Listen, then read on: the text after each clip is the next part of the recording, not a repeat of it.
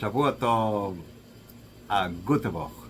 I am Rafael Rabinovich, and Bezrat Shem tonight I'm telling story number 187 of the Shivchei of Shem Tov, the oldest source of Baal Shem Tov stories ever published.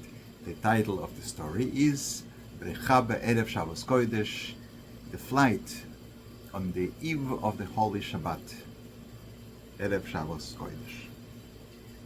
Should I use the Ashkenazi, the Sephardi, which one are you more familiar with? All right.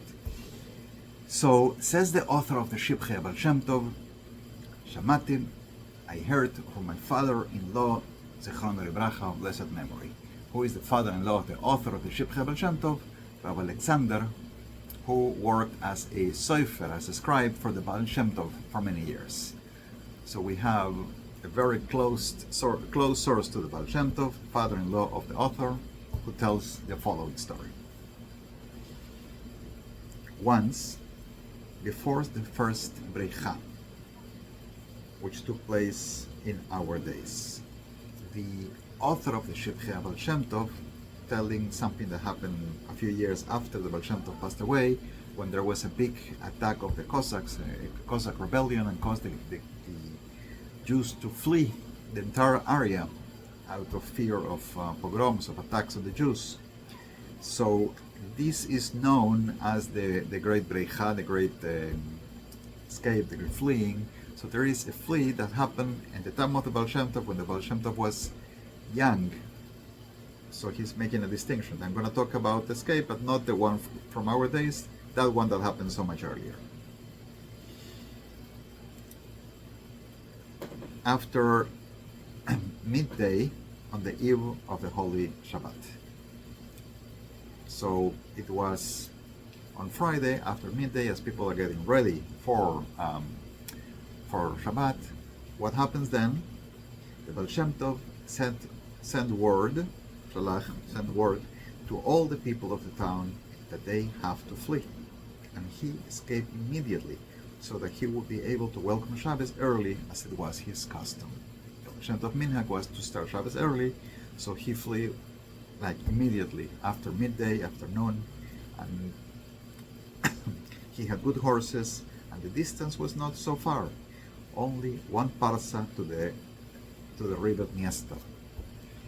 On parsa, the way the meaning in the stories of the Baal Shem Tov is not the Talmudic measurement of the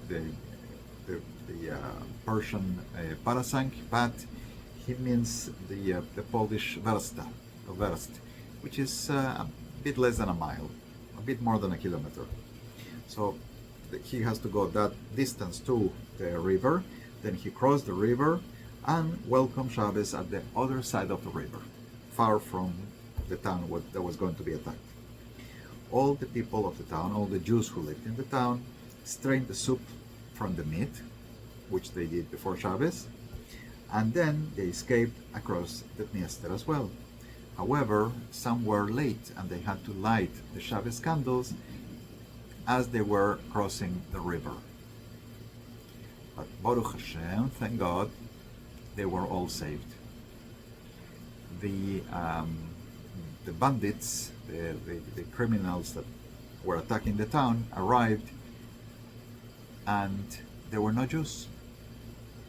And I don't know, says the author of the Shivchei of Shem Tov, quoting his father-in-law, whether this incident took place in the holy community of Tlast or in the community of Kolomei, one of these two towns,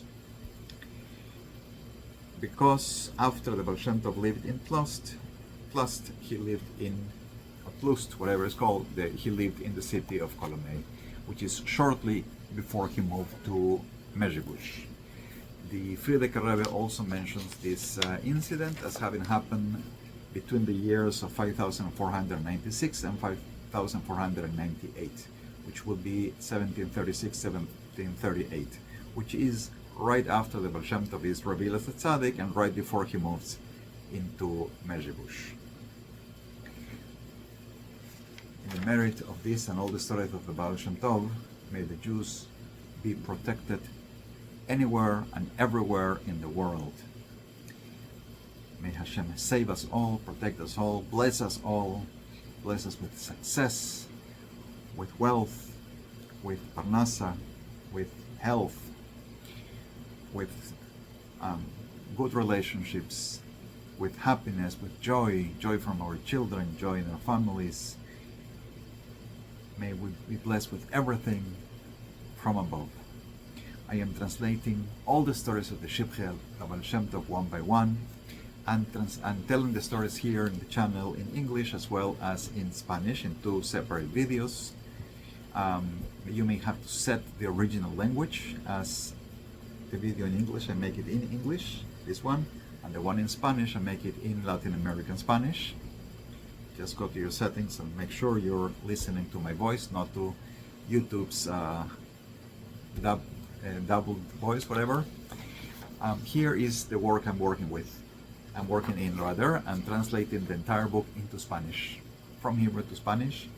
And I appreciate contributions for this effort. I am nearly finished, and I hope to have the book published this year. Please, contributions, see links below, as well as give me a like, subscribe if you haven't done so, come every Motzei Shabbos, and tell your friends Baal Shem Tov stories as well. Blessings to everyone. Shavua Tov, a good Tevach.